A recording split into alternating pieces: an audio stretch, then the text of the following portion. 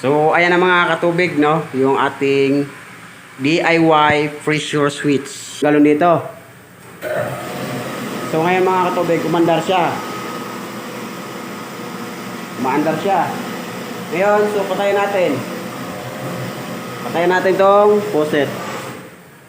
So, ngayon, mamatay na siya yung mga katubig, di ba?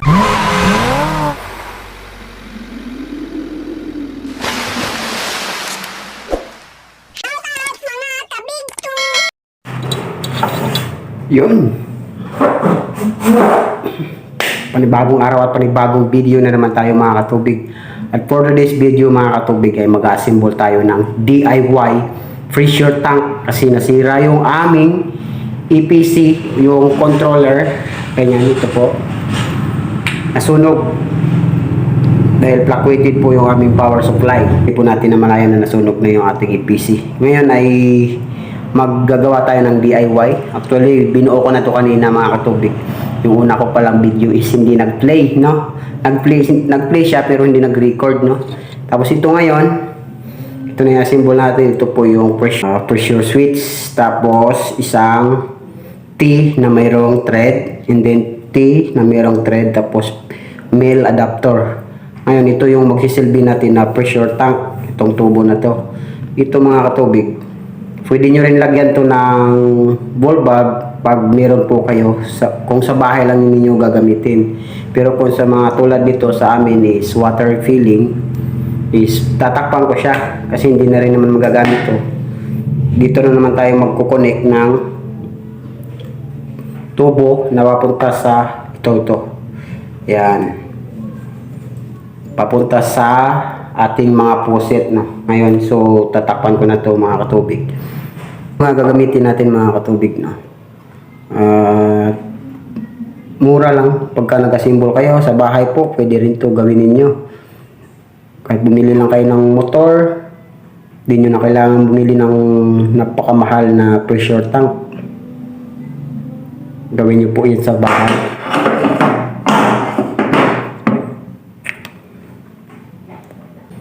Mga defective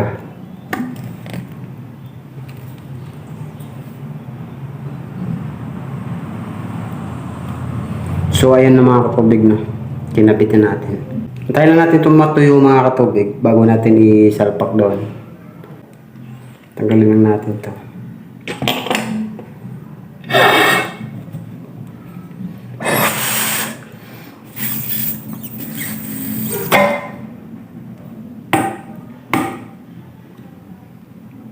So, kabit na natin ito doon sa ating motor. Kasi kaya tinanggal ko yung mga tubig kasi mahirap mag-ikot gawa ng mabangga sa ating tangke, no? So, ayan na mga katubig. Ito na po yung ginawa natin, no? Ayan. Naglagay tayo ng check valve para yung pressure po hindi bumaba. Ayan, so ito na ngayon. Ikakabit na natin itong connection niya. Ito po yung connection papunta sa ating faucet. Testing. Pero siguraduhin yung mga katubig pagka nag-assemble kayo ng ganito is dapat wala siyang leak. Kasi kapag may leak yan, mamamatay under. Kumbaga, hindi po siya automatic na mamatay. No? Kapag may leak, under siya, mamatay, mamatay. No? Kapag may leak. So, ayan na. Patay lang natin yan matuyo, yung ating nilagay na solvent, no? Para hindi mangamoy. Lagyan lang natin yung pressure switch mga tubig.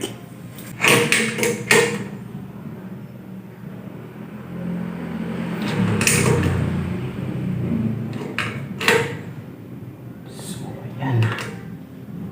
So, ayan mga tubig. Nakakabit na yung pressure switch natin. Ito po yung load 2. Lagay natin dito yung load, yung isang motor na itong blue wire.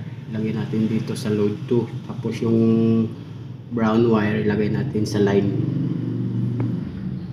Diba?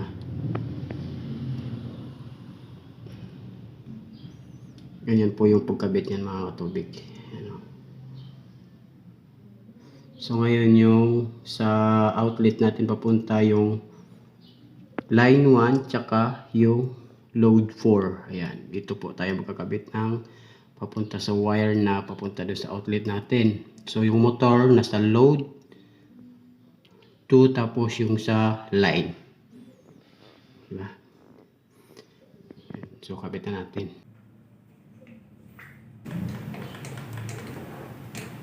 Yun. Testing natin mamaya mga katubig kasi hindi pa tuyo yan. Yan po yung position niya. Ito po yung pressure switch natin.